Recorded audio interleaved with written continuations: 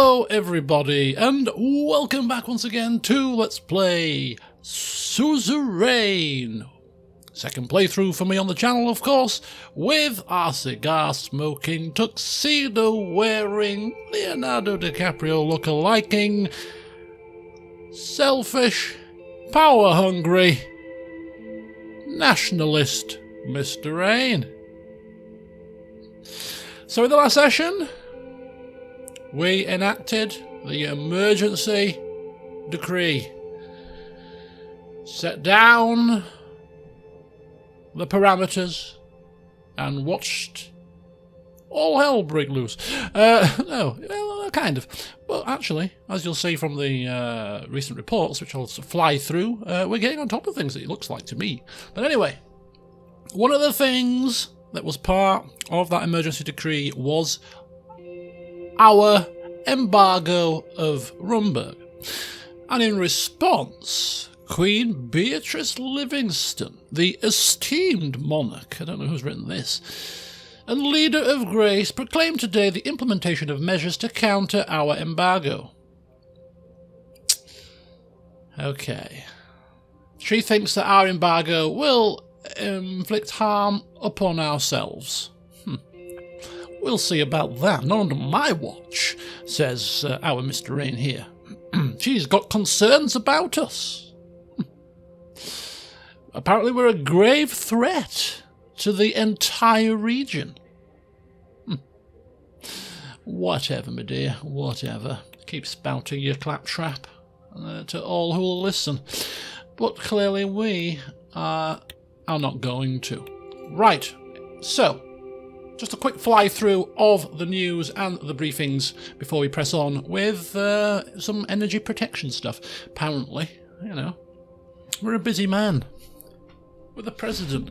We just get told where we're going, what meeting we're going to, any briefings that we need to be aware of. Otherwise, we haven't got a clue what's happening on a day-to-day basis. This is where a good PA comes in. But anyway, Morbell mine disaster. Apparently 112 dead, which brings into the forefront of discussion this workers' rights bill. You know, kind of health and safety, all that kind of jazz. You know, could have just been an unfortunate accident that could have been avoided, or couldn't have been avoided. It was just the nature of the beast. I don't know. We just glossed over that. Women's rights strike, apparently, also wanting to trigger real change in the country. And more concerning for us is our wife is getting involved here. So, yeah, it's going to be an interesting decision for us to make coming up soon. But, yeah, that's all kicking off. In Swordland today, there's a bit of, well, I'd say gossip, but it's true. We did meet with the Business Council. This is sort of the nosy parkers out there noticed. Although the details of the meeting remain a secret, as they should. And the Wholesword Post reporting on the fact that the bill on the rights of the workers is being drafted right now, which has been led by Pascal Bennywall. The concerning thing for us is actually both the PFJP and the NFP are both supporting this. So I thought it was rather interesting. We might feel like our hand is going to be forced into maybe accepting this. We'll sleep on it. Of course, the people that won't be happy with this will be the likes of Walter Tusk and his cronies, because it's going to increase, you know, salary, minimum wage is going to be introduced. It's going to be make it illegal for corporations to force workers to do unpaid overtime. There's going to be fines for people that don't follow the rules. So yeah, lots of issues for the companies. So be it. And finally, the WPB leader has been arrested after being seen meeting with an ex-member of the banned Bluedish Freedom Party. Unfortunate, that, isn't it? Anyway, journal news, past reports. These are the reports for this term. Protests. Peaceful protests are outlawed, of course, now.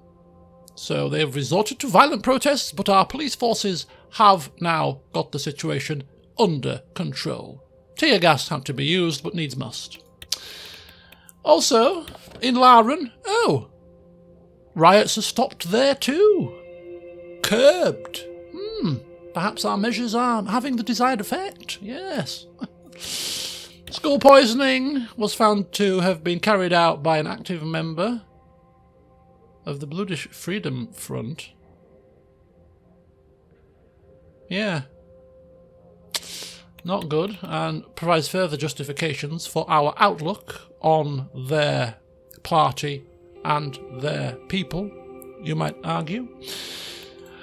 There has been a car bomb attack in Arvery, but hey, no casualties or injuries, so we'll sweep that under the carpet, because everything is going swimmingly. Riots are quelled, public order is being restored. That is a message that we are delivering to the people. Whilst cars are burning in the background. Anyway, so that's your news since the last session. So without further ado, we've got a meeting about this Energy Protection Act. And we've kind of made our mind up on this one. We're not going to repeal it. We're not going to increase the outsider influence in terms of investment. We're just going to keep it as it is. I think it's a happy medium between a little tiny bit of investment from foreign entities, but nowhere near enough to cause us too much significant harm. And we still have the majority stake, of which, if you can remember, we invested, the government's funds into for potential rewards down the line, maybe, who knows. But anyway, as the morning sun streamed through the window of the presidential office, an imminent meeting loomed on my agenda.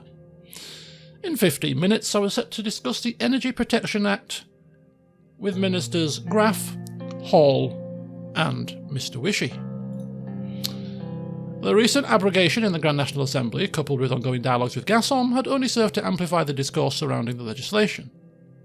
I was sipping on my morning coffee laced with a bit of whiskey, no doubt, and enjoying a quiet moment of solitude when David arrived, characteristically early. A very good morning to you, Mr. President. I trust I'm not imposing by arriving ahead of schedule. Not at all. If there's one man, as I've said this in the past, if there's one man that we will be polite and respectful towards and even jovial, it will be David. Every other minister gets quite a sharp, matter-of-fact answer, usually, or a nod or a gesture to a seat, sit down. Whereas, no, David, we have respect for. So, yes, we can strategize before the meeting. Please have a seat. I am relieved to hear that, Anton. I depart earlier for my appointments nowadays, as the stairs of the capital have become more of a challenge than I would like to admit. Nothing to be ashamed of, David. Age catches up with one and all. Would you like some tea or coffee? I've already had my tea today, as per my doctor's advice. She suggests chamomile in the morning and sage tea in the evening, for optimal health.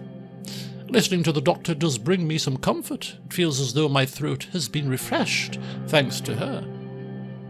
His gaze drifted, locking onto something beyond the window. A colossal zeppelin traversed the sky above the maroon district. For a fleeting moment it blotted out the sun before gently veering to the left, letting light flood the office once again. I still remember the first airships in Swordland. We purchased them from Keenal after the war, during the birth of what Saul called the Second Republic. Our infrastructure lay in ruins, and those zeppelins offered a much-needed lifeline, a chance to traverse and rebuild. And then, thanks to our Research Council's diligent efforts, we started manufacturing our own in Gelsord.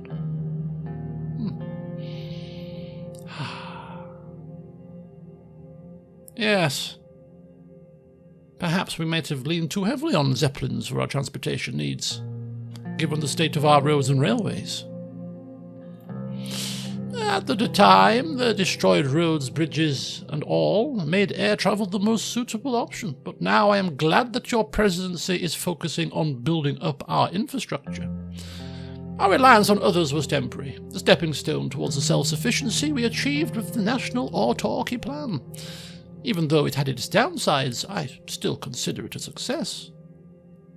A pause fell over the room. David's gaze landed on the portrait of Tarquin Sol, hanging in the presidential office. His eyes lingered on the stern face of the old leader. A sigh escaped his lips. Now, when I think of the EPA, my mind is carried back to the formative years of post-Civil War Holsord in the 1930s. The debates, the passion, the potential for transformation. It was a time of renewed optimism. More tea, Mr. Wishy? Struggling to get your words out there? It is our duty now to learn from the past and strive for a better future.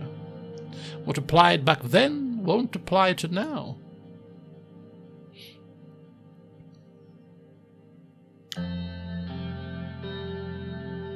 Yes, well, I can see why the Energy Protection Act was so crucial at the time.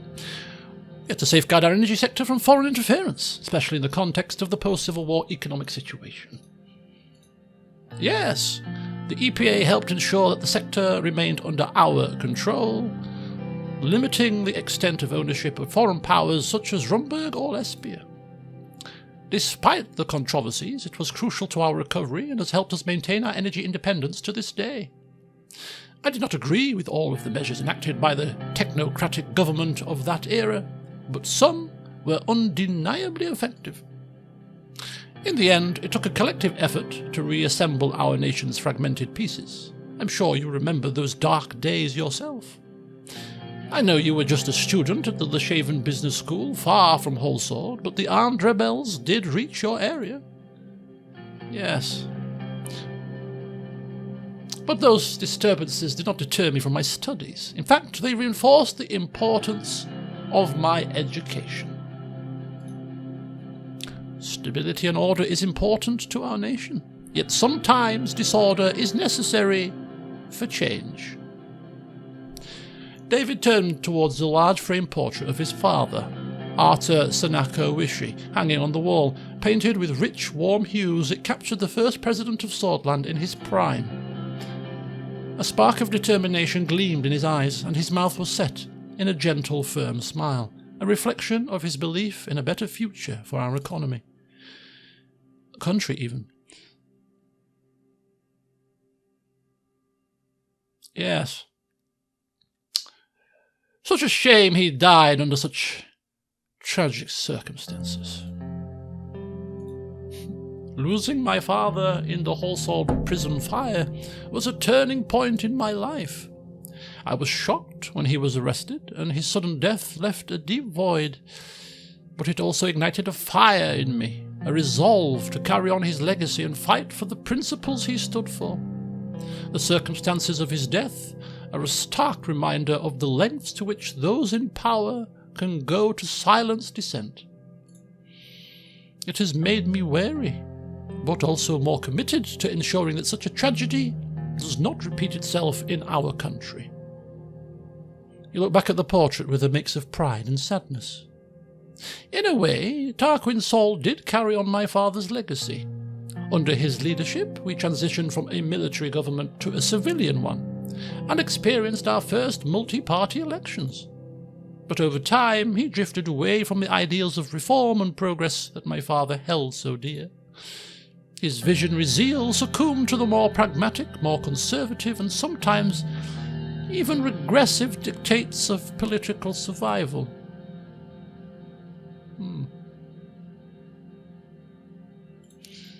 I kept listening.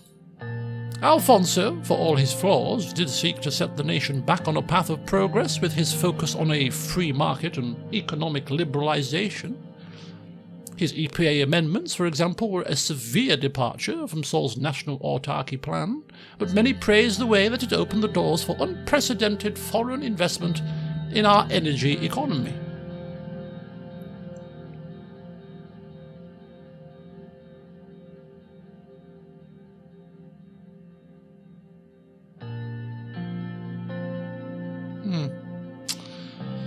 Seeing as, well, you know, he was our lecturer at university.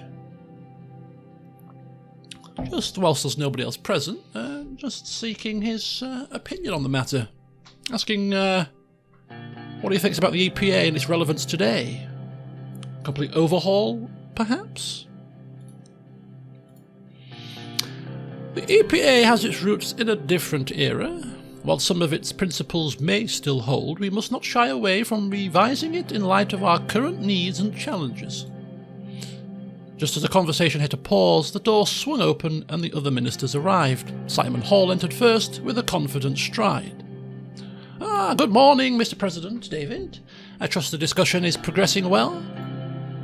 Lilias followed closely behind. She walked in with an air of calm authority, her gaze sweeping across the room. Gentlemen, I hope I'm not interrupting anything crucial. Welcome, everyone. It's great to see you all here. We have some important discussions on the agenda today, particularly concerning the Energy Protection Act.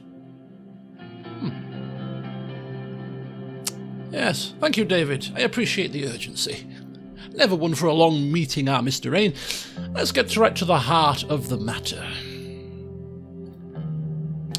Today, we have the opportunity to shape the economic strategy of Swordland for decades to come. The EPA has long stood as a key contention and debate point of the National Autarky Plan.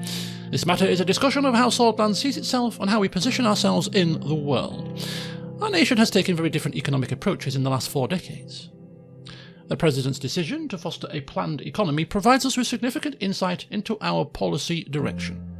Even if we manage to stabilise our economy, loosening the EPA regulations could still be beneficial.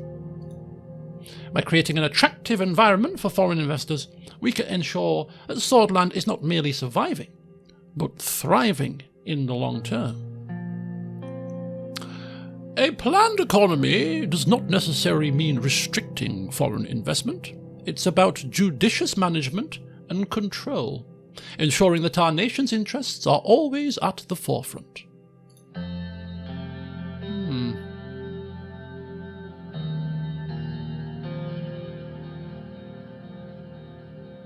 Yes, I've always admired your devotion to Swordland, Lilias. It's clear that you have our nation's interests at heart. I appreciate your kind words, Mr. President. It's our shared dedication to Swordland that drives us. Mr. President, Lilias, shall we return to the subject of the EPA? Our current version of the Energy Protection Act dates back to 1949. President Alfonso's amendment raised the cap on foreign investment into Swedish energy companies up to 20%. In my view, it was a necessary step to attract foreign investment and stimulate our economy. We must remember that Swordland was facing an economic crisis during his tenure, and these changes provided a lifeline for our energy industries.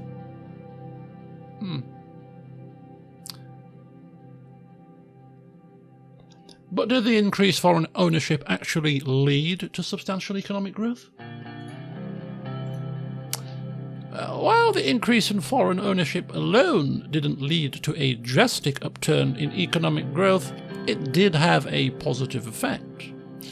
It facilitated foreign investment and provided our industries with much-needed capital. The effects of such policy changes often take time to fully manifest, but they lay the groundwork for future economic development. The Assembly has spoken on this matter, and as it stands, the Energy Protection Act will not be repealed. It's clear that our colleagues have recognised the potential risks of exposing our energy sector to foreign ownership. While this doesn't end the debate, it does underline the importance of respecting our Assembly's decision. Yes.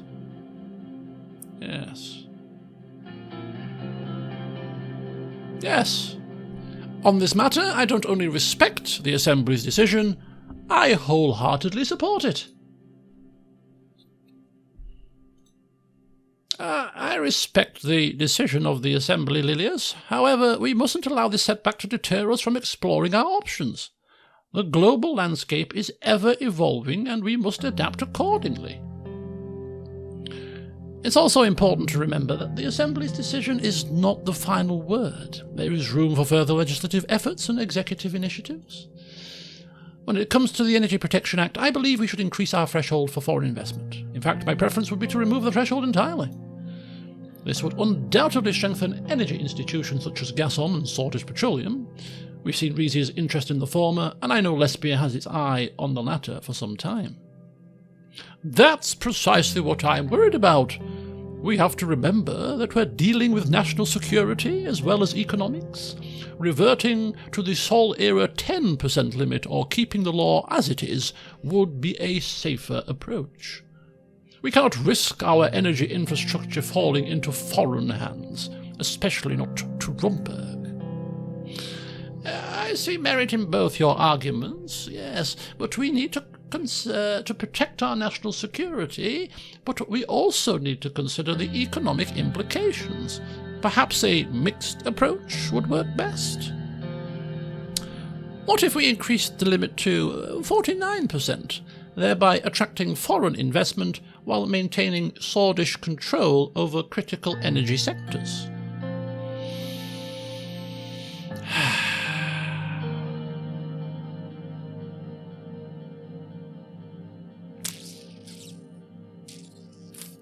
Tell me how the changes to the Energy Protection Act might affect the energy prices within Swordland.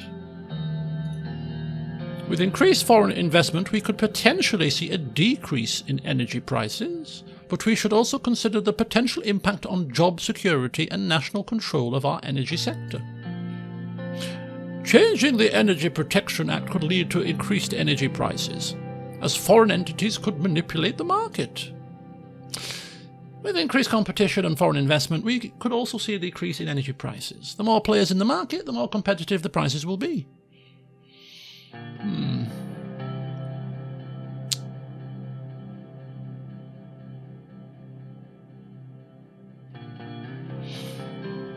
What's the worst case scenario if all these foreign buyers gain control over our energy sector? Think about it, Mr. President. If any one of those countries, but especially Romberg, gains control of our energy sector, they could cut off our power at any moment. We would also be forced to comply with any decision they made regarding prices or environmental measures. There's no denying the potential risks of foreign buyers gaining control over critical sectors. If we increase the foreign ownership threshold to 49%, we can attract more investments whilst mitigating those risks. While we may see entities from Kinal, Rizia and Reka Rumberg or Lesbia as potential threats, it's also crucial to see them as potential partners.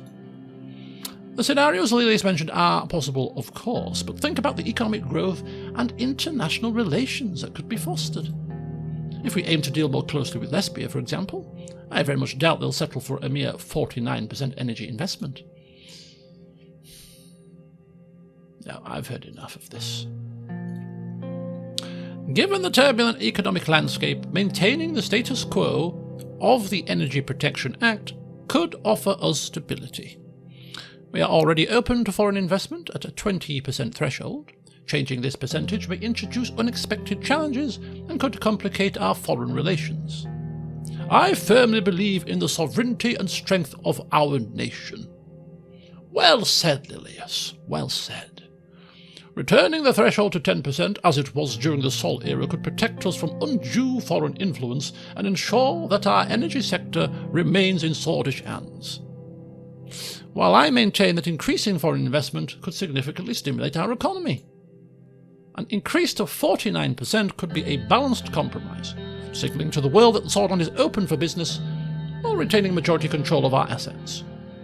But some potential partners, particularly ATO countries, might regard even that as insufficient. We must consider the far-reaching implications of our actions, especially in light of our recent dealings with Gazprom. Mr. President, your decision to position Swordland as the sole Gazprom investor certainly gives us more control over the gas sector, but it has increased our financial burden significantly. We must review our fiscal policies. Hmm.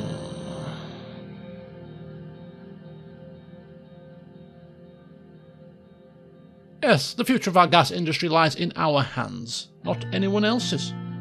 Our full investment in Gasom demonstrates this. Simon meticulously adjusted his glasses. Considering we're investing heavily in Gasom, our decision about the EPA will greatly impact the attractiveness of the remaining shares to foreign investors. A reduction in the EPA could pave the way for potential profits from shares, whereas total removal may invite an unpredictable rush for the remaining 45%. Our investment in Gasom reinforces Swordland sovereignty. However, altering the EPA may dilute that sovereignty. I caution against drastic changes that may lead us vulnerable to foreign influence. We must maintain control of our energy sector at all costs.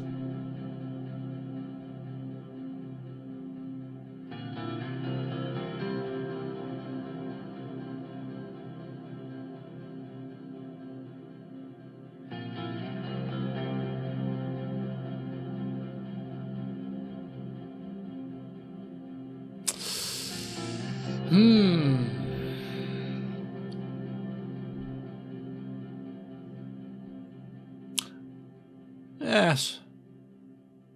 If we keep the foreign ownership threshold as is, we're limiting foreign investment, yes, but our 30% stake would remain significant and protected. Preserving the status quo ensures that our 30% stake remains significant, yes. But would we be missing out on potential growth? You are both right. Keeping the status quo ensures stability, but we must weigh this against the potential trade opportunities we might be missing out on.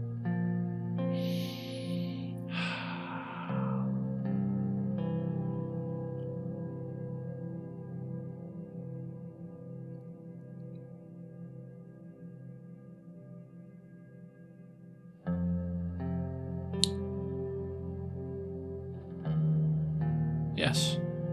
This remains our number one priority. We do not wish to risk losing control of our energy sector. Foreign investment, right now, not going to happen, pal. So forget about it. 20% is more than enough. Okay, I would say we've covered the implications of your EPA decision fairly thoroughly, Mr. President. Our actions should be guided by the best interests of our nation.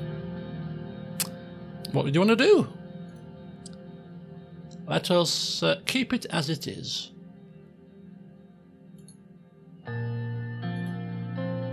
Stability is key in these uncertain times. It is a safe choice, though it might limit our economic growth. It may not be what Saul would have wanted, but it is a prudent decision. The door to the room opened. Livia Suno carried a tray laden with an assortment of beverages. She was a little clumsy as she manoeuvred around the room, refilling cups and glasses with tea, coffee, and water. Excuse me, gentlemen and madam, I've brought refreshments. Thank you, Livia. Coffee for me, please. Of course, Mr. President, here you are. As she finished serving the beverages, Livia retreated towards the door. She glanced around the room one last time before quietly backing out. Did she? The meeting resumed, our conversation growing slightly louder over the clink of cups and glasses. While we are here, I will inform you that I have been lending my expertise to Minister Berrywall in relation to the Workers' Rights Bill. I believe it's crucial to ensure fair treatment for our workforce and its nearing presentation. Yes. Workers' rights are important, of course, but we need to ensure that the bill doesn't introduce excessive regulations that could stifle our businesses. I understand your concerns, Mr. President. We are aiming to strike a balance between workers' rights and business needs. Agreed, yes. The last thing we need is to overburden our businesses with regulations. Regulations are what prevent our businesses from exploiting vulnerable citizens, Mr. Hall. Anyway, I have been working on our upcoming term budget meeting and a proposal for business taxation changes. Specifically, we're considering a range of 10% tax changes for small to medium enterprises and large corporations. This could be a significant move for our economic landscape. Yes. Good, good. Bold changes are what we need. Bold changes can often lead to significant advancement. It shows that our government has vision and a willingness to embrace innovation. We should explore alternative strategies that promote growth while ensuring corporations contribute their fair share. To me, promoting growth comes secondary to holding corporations accountable. Meanwhile, Mr. President, I've heard about the plans for the Emergency Act. I believe it is a necessary step in ensuring the security and stability of Swordland. As such, I have already begun drafting the necessary action plans. Yes. Excellent work, Lilius. We need to be prepared for all contingencies. Thank you, Mr. President. I understand the gravity of the situation, and I am committed to ensuring the safety of our nation. I appreciate your diligence. Let's hope that the impact on our economy will be minimal. I trust you, Lilius. Just remember the potential impact on our international relations. As the ministers rose from their seats, the late morning light spilled into the room through the ornate windows. It seemed to signal the conclusion of the meeting.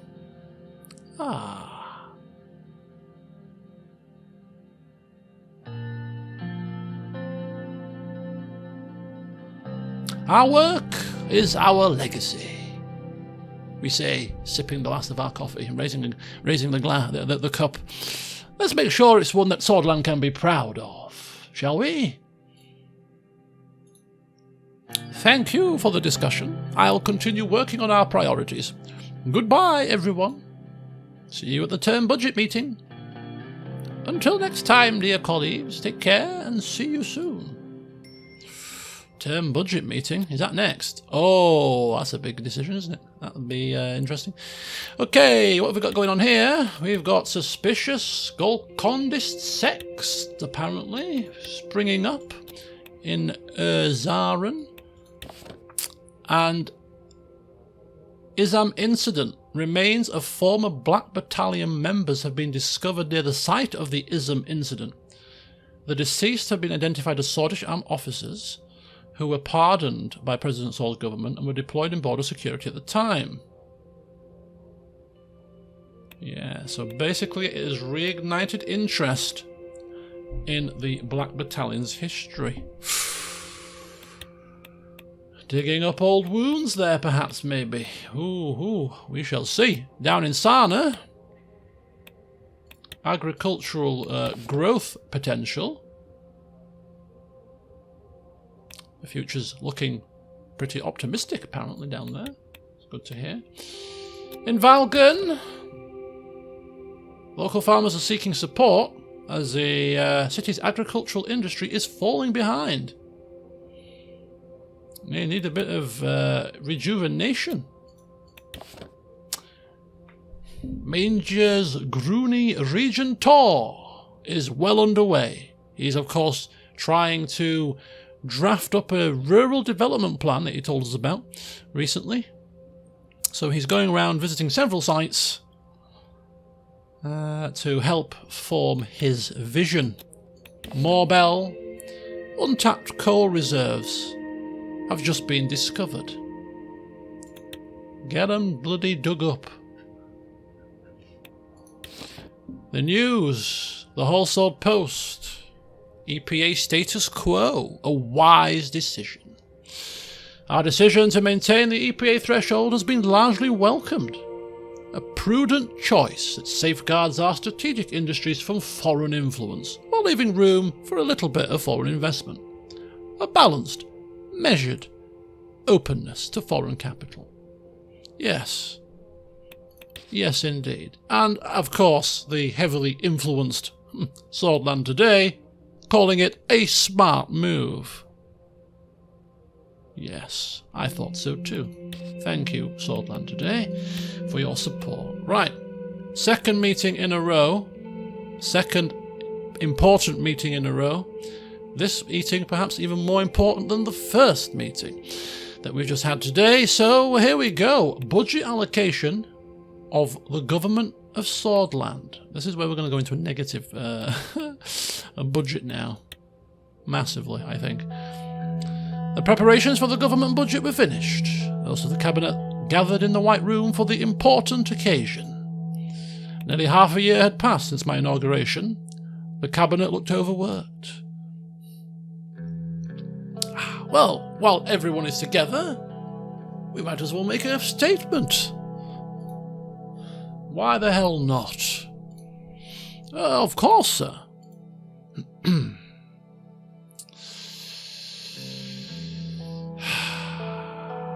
We are doing great work. And this is just the beginning. There will be many more good things to come, I'm sure. I can feel it. The ministers look somewhat motivated by my statement.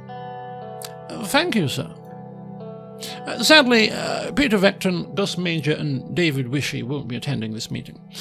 They are working on the upcoming trade agreements with Wayland and Agnolia. May the Lord be with them. Kiara gave a barely disguised eye roll. Did you just roll your eyes at me, young lady? If I did, it's because religion has no place at a government budget meeting. I was merely expressing my wishes for a successful trade deal. Freedom of expression must be protected at all costs, must it not, Miss Morgana? Actually, in this case, I agree with Miss Wilder. Oh, best mates, are you? Kiara flashed her an appreciative smile. According to Swordland's laws regarding the separation of church and state, she broke off as she noticed that Simon, Lucian, and Iosef were looking at the three female ministers in stony silence. Ladies, let's leave the extraneous chit-chat for afternoon tea. Yes. The Lord is always welcome in these halls. No, Lucian's summed it up quite nicely there. Simon started loudly shuffling some documents around. All eyes turned to the Minister of Economy. Mr. Hall, let's begin. Gladly. Today is a big day. We must prioritise our spending wisely in order to achieve the goals we set as a government, while maintaining enough political support. If I may add, promises were made during the election. There are three options regarding the budgeting of the four main branches of the government. It's either we increase, maintain, or decrease the funding. Increasing will result in an improvement of the branch, which will unlock new policy options. Maintaining will keep the funding, resulting in no visible change. Decreasing causes a loss of efficiency in that branch. Okay. Yes, well, if you ask me, the problem isn't the amount of money spent. It's how efficiently we spend it. Just preparing a couple of government departments for the blow here. It's true that many of our policies could be far better implemented. Our welfare systems are full of issues that need to be addressed, for instance. We have to be careful as to what we fund, so we have resources remaining for another investment project. Oh, of course, I forgot about that. We're going to be bankrupt by the time we're finished. Hey-ho. Yes. Well, we have to keep true to the election promises, if you ask me. Our people voted for us because of the promises we made. We're only saying that because the promises that we made were to increase the budgets that we want to increase still now. As much as we realistically can. If we fail at improving our economy, the promises don't mean much in the big picture. Before we begin our discussion, there is one more thing that I want to voice my opinion on. As we manage the government budget, we can go into debt to invest in different branches. However, under these circumstances, it would worsen the economic crisis if we push it too far. It's difficult for us to raise debt with the current unhealthy healthy economy but we can increase the amount of debt we can take as the economy improves. Yes. Well, you've got to spend a little to stimulate growth, haven't you? I hear. I've done economics, it's fine. Stimulating strategy could have a positive political effect with increased support. Given the current state of the country, improving economic situation is a political priority right now, more so than ever, if we want to win the election in '58. This budget will also be applicable to our entire term. It is very critical that we plan correctly. Let's begin then. Which branch should we discuss first? None of them, because I'm quite satisfied with my decision already. Okay, let's hear about military. Quickly, please. Oh, what is there to hear about? I already voiced my opinions. Rumberg is coming, whether we like it or not. If not this year, next year. If not next year, the year after. Mr. President, you and I have shared responsibility to protect this nation from its enemies, and I intend to do so until my last breath. I will say this with certainty. If Rumberg does not make a move against Swordland in 2 or 3 years, my name is not Iosif Lanceer. Iosif was beginning to lose control of the volume of his voice. There can be no argument against increasing the budget for our army when there is an enemy on our doorstep, waiting for us to make one wrong move. Anyone who thinks otherwise is a fool. Mr. Lanceer? Right, yeah, pardon my theatrics, sir, but this is a serious matter. The future of our country is up to you, Mr. President. Well, here is an argument. The armed forces does nothing but eat away financial resources destined for our people whilst choking fears for an upcoming war. The issues with Rumberg can be solved diplomatically. What kind of a message are we sending to them and the whole world if we suddenly start ramping up our military budget? That we are ready to defend our nation, Miss Walder? Exactly. One of the reasons our government was elected was because we promised that we are going to focus on the military during our campaign. Yes. We need to be ready. Rumberg is a very real threat, and we need to be prepared. Right. I don't need to hear anything else. In fact, no, law enforcement. Lilius, come in, please. Ah, yes. I would like to have an increase in the funding of law enforcement to increase the size of the police force and raise salaries. We have so many internal threats to tackle, and I'm already stretching my units far too thin, with the limited resources allocated to me. Law enforcement is certainly a high priority. However, I feel tackling internal corruption is of far higher importance than increasing our police presence. Directing the funds to my department would solve the problem at its root. If corruption is still rampant, all the police in the world won't help us. We need a specialised anti-corruption police unit, which we could create if the funds were directed to me. I agree with Miss Mogner. We should not reward a structure that is responsible for an ever-increasing number of human rights violations. Additionally, corruption is the reason of our government inefficiencies. It needs to be tackled. The police are there to serve and protect the people of Swordland, Miss Walder, and that is exactly what we were doing. More funding will allow us to take care of our police forces. It is quite a simple choice, given the current status of the country. Yes, I agree, Lilius. I completely agree. We can all see the situation before us, can't we? Car bombs, lynchings, decapitations, people with tongues pulled out. It's all very bad. Protests galore. Yes, we need action. Right, I've made my mind up now. I can just picture, what about me? I've not... Pipe down. Pipe down. I've said I have made my mind up. Thank you, Miss Walder. Pascal sat there, flabbergasted. Right. Very good talking points from everyone. Some of you. Well then, the time to make a decision on the budget has come.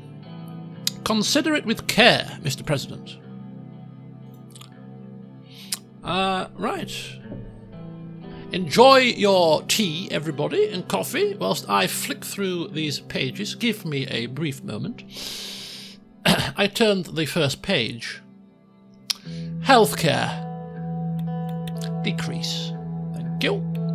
Next. Law and order. Increase. Next. Education. Decrease. Thank you. Next. Military. Increase. Perfect. Wipes out our budget, but needs must. Education, healthcare, this term can wait. Right now, we are in crisis. Internal threats, external threats need to be clamped down upon. Are you sure? Absolutely.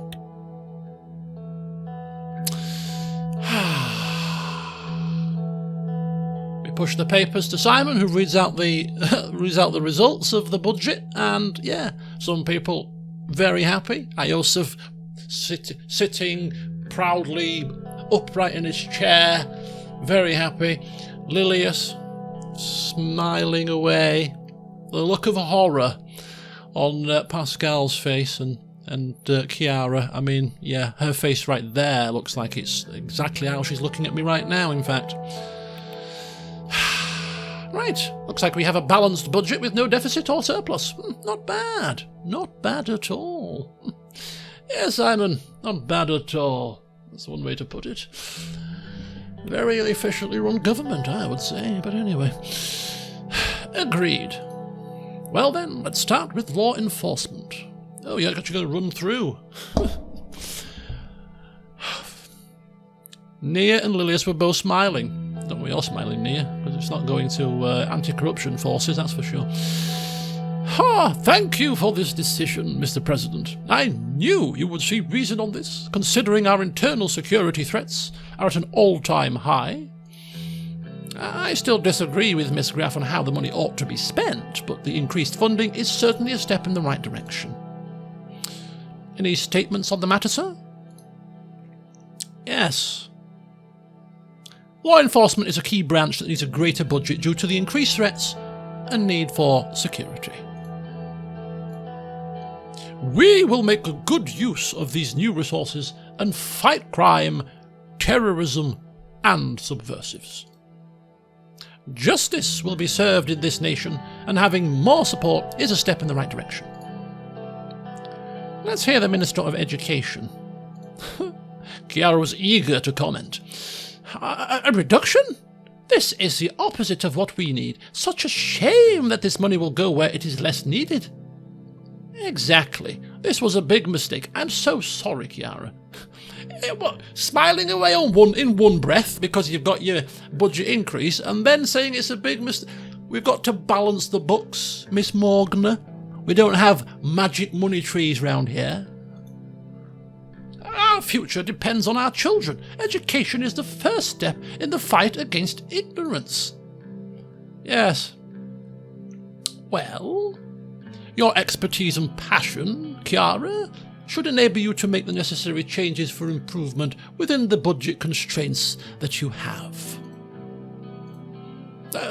Thank you for your confidence in me, but without extra funding, we'll have to make sacrifices, and our system will see the consequences.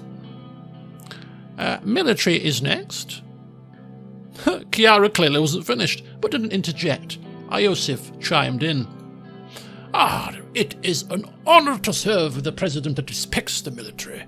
Trust me, with these funds, our armed forces will be better than ever before.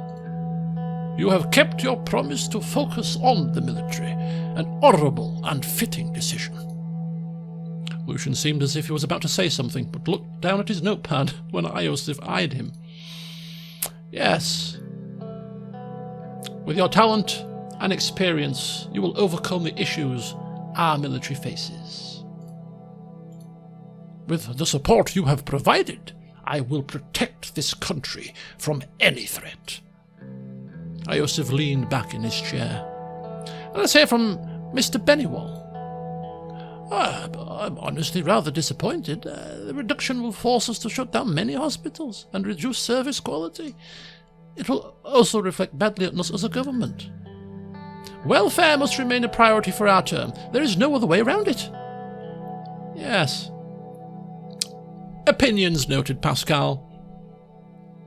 Your task is to improve the care in this country within the budgetary constraints. Thank you. This will be very difficult to accomplish without an increase in funds. That covers all branches. Each minister will approach you with their respective policy requests and expectations over the next year. Thank you for your time and participation in this significant moment. The meeting is now concluded. Yes. Thank you, everyone. I appreciate your time and effort. The ministers bid their farewells, some excitedly, others dejectedly. The cabinet slowly dispersed out of the White Room. The budget for our term was concluded. Okay. Increased funding to the military. Happy military personnel. Welfare, less so. Decreased health, decreased education. Health crisis, brain drain. A country full of sick, stupid people is what we're going to be ending up with here, it seems. Right, 2 news articles. 1954 Swedish government budget. 18 hours of negotiations. Even though I have 18 hours, my foot. There's no way this president sat there for 18 hours. Okay. Measures for more internal security. Miss Graff is expressed her gratitude.